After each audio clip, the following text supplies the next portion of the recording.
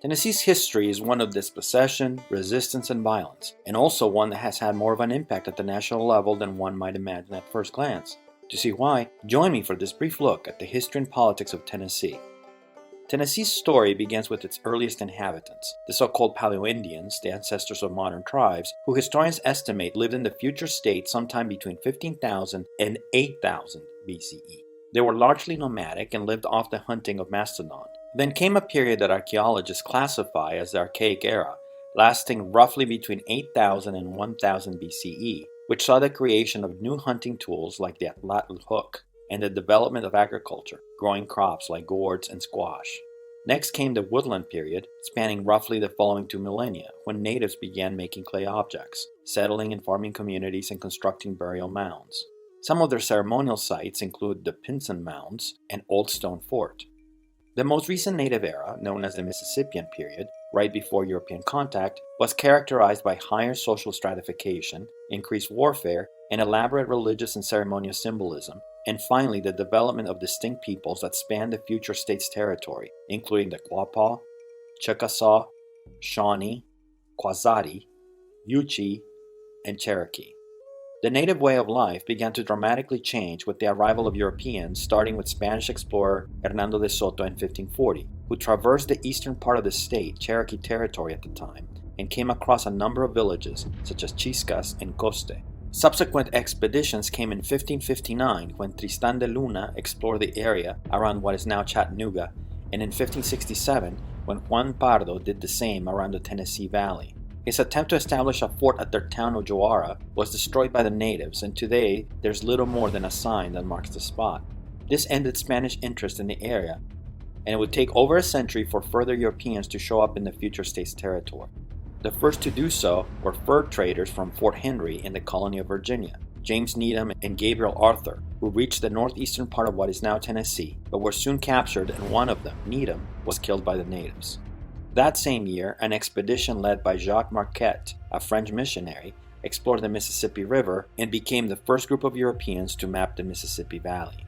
The French would continue to come, first led by René Robert Cavalier, Sieur de la Salle, in 1689, once more in 1714 under the command of Charles Charleville, and yet again in 1740 under the command of Jean-Baptiste Le Moyne. The latter two both established settlements at what is now downtown Nashville, near the bicentennial Capitol State Park, and the second at Fort Assumption, in the southwestern corner of the state. Neither site lasted very long, however, as the French quickly came into conflict with the Chickasaw, indigenous people who had allied themselves with the British. Given continued tensions and several losses against the natives, the French were forced to abandon their fortifications, opening the area to potential British control. By the mid-18th century, England had already explored and mapped much of modern eastern Tennessee. One of those maps included a Cherokee village named Tanasi, which historians believe is what gave the future state its name. Regardless, the first British settlement was not first established until 1753, when Fort Loudon was constructed roughly 40 miles south of what is now Knoxville. Built largely as a result of tensions with the French, and in order to bolster their alliance with the Cherokees, it was the first significant British outpost west of the Allegheny Mountains, but it didn't last long. Only 7 years later, in 1760, conflict erupted with the Cherokee, and it was quickly overrun, leading to the imprisonment of most of its garrison. Simultaneously, the British were engaged in a broader struggle for the control of North America, which they called the French and Indian War, lasting from 1754 to 1763. Itself part of a larger worldwide conflict known as the 7 Years' War. This resulted in a victory for England and the concession of modern Tennessee's territory to the British under the Treaty of Paris. Although now part of the recognized British North American claims, the Crown simultaneously enacted the Royal Proclamation of 1763, which banned the establishment of settlements west of the Allegheny Mountains, in a clear attempt to reduce conflict with the natives, placing Tennessee's future territory within what came to be called the Indian Reserve. Colonists, mostly from Virginia and North Carolina, paid little attention to the restrictions, however, and began to move to the region in significant numbers, attracted by the fertile land and abundant game. The first permanent settler to do so was William Bean, a hunter who opted to live in a log cabin near what is now Johnson City. In 1768, the British tried to deal with this growing problem with the Treaty of Hard Labor, a negotiation with the Cherokee which ceded to Britain a large portion of their land. The treaty, however, didn't solve the settlers' demand for land, nor did it ease tensions between the English and the Cherokee. Meanwhile, when a group of colonists in Upper East Tennessee realized they were technically not under royal authority, they set up their own government in 1772, the Watauga Association, a precedent of self-government that would later be replicated in 1780 with the Cumberland Compact in what is now Nashville. The constant war against the natives, however, convinced the colonists to annex their settlements to North Carolina, and in 1777, the entire territory of future Tennessee became Washington County, one of over 30 counties in North Carolina at the time. The union was not particularly satisfactory for either side, however. The colonists of future Tennessee didn't get the resources or protection they were looking for, and North Carolina found it too much trouble to keep the distant settlements. So in 1789, ceded their western lands to the federal government. Even before the official cession, the frustrated locals tried to create their own breakaway province and set up the state of Franklin in 1784, which then asked to be admitted to the Union in 1787 but was rejected. Instead, Congress created what came to be known as the Southwest Territory in 1790. The locals would then have to wait until the territorial census of 1795 showed there were enough people there for them to become a state. Subsequently, in June 1796, Congress admitted it into the Union, the first state to be granted accession after first having been organized as a territory. Likewise, its first U.S. Congressman, Andrew Jackson, would become a force in Tennessean politics for years to come and a president a little over 3 decades later. Meanwhile, additional peace treaties with the Cherokees increased the available amount of cheap land, which dramatically attracted immigration. In fact, for the next 40 years, Tennessee's growth rate would exceed that of the nation, going from a mere 35,000 in 1790 to 680,000 in 1830. A disproportionate number of those people ended up in Middle Tennessee, literally shifting the balance of power as the capital moved from Knoxville, a town established in 1790, to Nashville, an outpost founded in 1796 and named after a Revolutionary War hero, Francis Nash. A lot of those newcomers were also enslaved blacks that were forcibly brought to Tennessee. Their population grew from 10% to over 20% of the total, especially after the invention of the cotton gin, which permitted the rise of commercial cotton farming. Along with those in bondage, there were also a not insignificant number of free blacks, as the original state constitution had granted suffrage and relative social equality to them. As slavery gained traction in the state, however, those rights were systematically curtailed. This did cause a backlash. In 1819, Elihu Embry established in Jonesboro the first newspaper in the United States devoted entirely to freeing enslaved people, and in 1836, when there was a state convention for a new constitution, there was a serious attempt to abolish slavery, but their efforts failed. Slavery would continue to expand and free blacks would be disenfranchised. Native people wouldn't do much better, as they would be systematically dispossessed and eventually removed entirely from the state. In the early 19th century, multiple treaties continued to grant more and more former native land to the state, culminating with the so-called Jackson Purchase, a cession negotiated by the future president that gained Tennessee about 6,000 square miles. Then, in the 1830s, the U.S. government once again, under the leadership of Andrew Jackson, carried out a policy of forced removal that took the Cherokees and others out of the state west of the Mississippi into Indian Territory, leaving behind only a small band of Cherokees that managed to flee to the Smoky Mountains. Their descendants still live there. In the meantime, settlers quickly moved in. In the western side, Jackson and a group of investors chartered a city in May 1819, Memphis, a town that would quickly grow in importance because of its rich agricultural hinterland and its strategic location on the Mississippi River. In the eastern side, after the 1830s forced removal, white settlers quickly populated Chattanooga, a town originally called Ross Landing after one of the Cherokee chiefs. The current moniker is speculated to mean rock rising to a point in the Creek language after one of its landmarks, Lookout Mountain. Given easy access to river commerce, Chattanooga grew quickly, especially after the arrival of the railroad in 1850. As the 19th century progressed, Tennessee became the breadbasket for the Cotton South, a varied economy that produced vegetables, fruits, hemp, tobacco, livestock, some cotton, and various other kinds of grains. It also saw the rapid development of cultural and intellectual life. Nashville became an early center of the arts and education in the South. Music publishing gained a foothold in the city as early as 1824, making possible the preservation of many traditional American tunes. The University of Tennessee, originally founded as Blount College, A single building school chartered in 1794 and located in what is now downtown Knoxville was renamed East Tennessee College and moved to its present location on the Hill by 1828. The state also became disproportionately important in national politics. Its most prominent citizen, Andrew Jackson, would name an entire era of American politics, the Age of Jackson, both because of what he did as president and the opposition he stirred. Ironically, in Tennessee, that opposition was quite strong. The Whig Party, an outfit created specifically to counter him, had disproportionate strength in the state, controlling the majority of elected offices in Tennessee in the 1830s. Another one of Tennessee's citizens would also become nationally prominent, James K. Polk, who had been a state legislator in the 1820s, would become a U.S. representative and later a Speaker of the House in the 1830s, Governor of Tennessee in 1839, and President of the United States in 1845. It was also around this time that Tennessee gained its nickname as the Volunteer State, because large numbers of its people were more than eager to participate in the wars of the time. This began with the War of 1812, when Andrew Jackson's forces hailed disproportionately from the state and continued during the Texas Revolution, the Seminole Wars, and the U.S.-Mexico War in 1845, when at least 30,000 men from Tennessee saw action. And finally with the Civil War, when the state provided 135,000 men to the Confederate cause, the second highest after Virginia, and 51,000 for the Union, the highest of any Confederate state. The high number of soldiers for both sides in the Civil War shows how divided the state was over the conflict.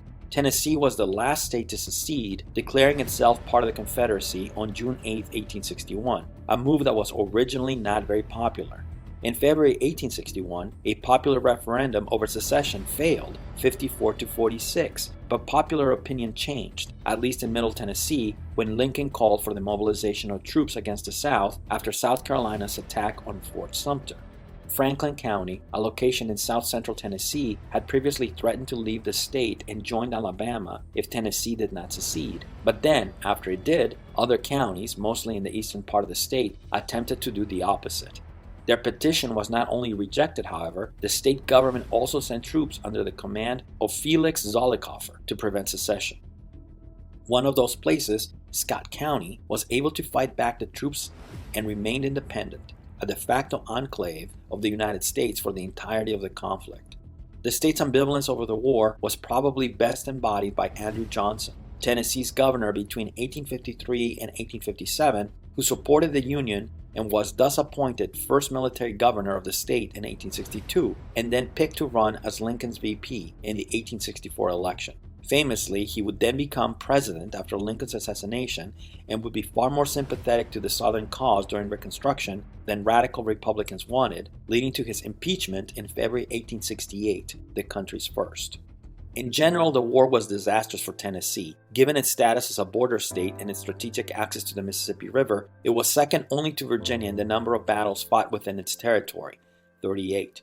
Some of the most important ones were the Battle of Shiloh in 1862, the deadliest up to that point in American history, the Chattanooga Campaign in the fall of 1863, a major loss for the Confederacy that opened the way for Sherman's invasion of the South, and the battles in Nashville and Franklin in the fall of 1864, which ended the Confederacy's ability to fight in Tennessee.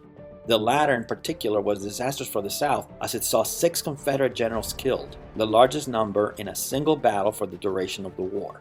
Meanwhile, economically, much of its previous prosperity was erased. It would take 40 years for farm production and property values to regain their 1860 levels.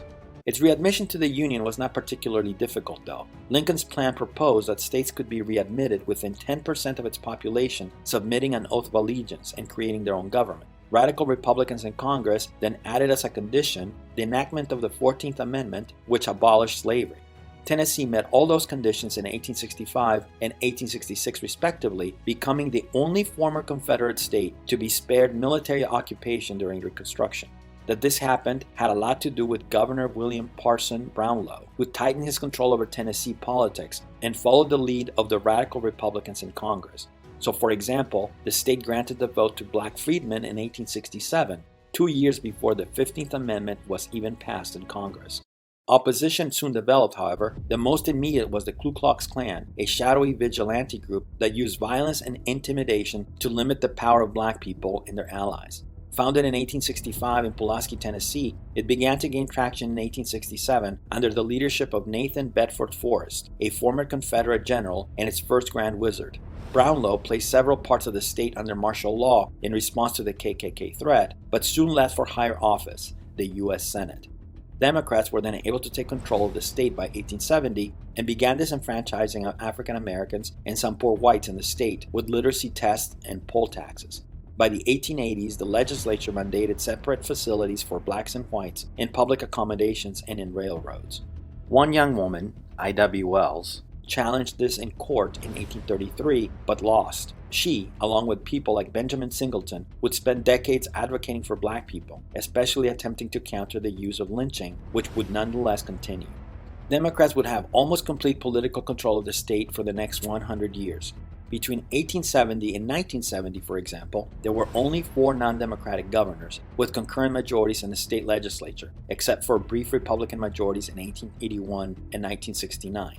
Tennessee would continue to have disproportionate national influence in the following decades.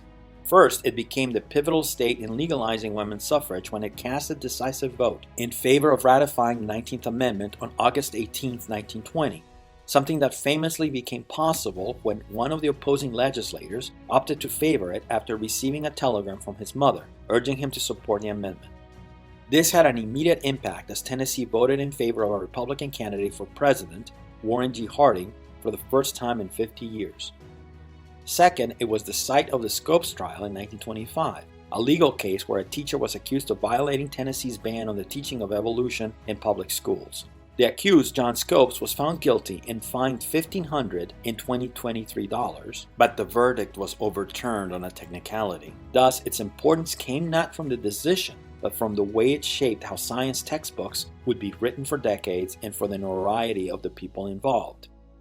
A third-time Democratic presidential candidate and former Secretary of War for the prosecution, William Jennings Bryan, and Clarence Darrow, a prominent ACLU lawyer for the defense. Perhaps the most important event during this period, however, was the development of Tennessee as a musical mecca in Nashville and Memphis. The former had already received national notoriety because of an African-American a cappella group called the Fisk Jubilee Singers. They were from the eponymous Black College in Nashville and became popular in the 1870s, bringing black spirituals to mainstream audiences, despite facing many hardships and discrimination. Still, what really made Nashville the place for country music was the creation of the Grand Ole Opry, a weekly concert of Americana that began to be broadcast in 1925 by WSM, a popular radio station in the city, and which continues to this day. This, in turn, encouraged the first nationally popular rural records, creating a virtuous cycle of notoriety. Meanwhile, Memphis' strategic location as the city closest to the Mississippi Delta, where a version of the blues were born, made the town its natural home and subsequently the birthplace of rock and roll, since it was here at Sun Studios that some of the earliest recordings of the genre were made, including Elvis's first single, That's All Right, in 1954. A less well-known but no less important way in which Tennessee had a disproportionate impact on the rest of the nation was in the modernization of grocery stores. Before the introduction of the Piggly Wiggly store, originally founded in Memphis in 1917, grocery shopping meant bringing a list to a clerk who would fill your order. The Piggly Wiggly was the first store to allow customers to walk around the store to gather them themselves, revolutionizing the industry. Later, in 1937, it would also be the first store providing shopping carts for customers. In the meantime, the state changed dramatically during the 20th century, beginning with massive spending on road building and public schools under the leadership of Governor P. in the 1910s. The creation of the Tennessee Valley Authority in 1933, a public utility which transformed much of the state by bringing cheap power and much-needed jobs at the height of the Great Depression. And perhaps most important of all, as a result of the civil rights movement in the 1960s, which looked to restore the rights of African Americans through marches, civil disobedience, boycotts, and overall political mobilization. The movement was largely successful, but tragically its most prominent leader, Martin Luther King, was assassinated at a motel in Memphis on April 4, 1968. Dr. King had come to support the strike of local African American sanitation workers who quickly saw their demands met after MLK's untimely end. The rest of the 20th century saw 2 other major changes. The first was a diversification of its economy to include manufacturing, services, and healthcare. a policy of low taxes, Tennessee has remained as one of the top 5 states with the least amount of taxes for decades now, attracted several car companies including Nissan, General Motors, Ford, and Volkswagen to set up assembly plants there starting in the 1980s. This low tax policy, in addition to its strategic location, also convinced FedEx and AutoZone to set up their headquarters there. The second major change was the shift in political power since 1970 from the Democratic Party to its Republican counterpart. This is perhaps best embodied by Al Gore, who starting in 1977 represented Tennessee in the House and the Senate, just like his father before him. He then won the state on the presidential ticket with Bill Clinton, but then could not win it on his own when he ran for president in 2000. Republican rule still took decades to consolidate, but since 2010 they have been firmly in control, winning the vast majority of elected offices in the state. This has allowed them to have supermajorities in both state chambers, as well as the governorship and all federal positions with no end in sight. From its frontier days, Tennessee has played an outsized role in the historical trajectory of the nation. How, or even whether this will continue, remains to be seen.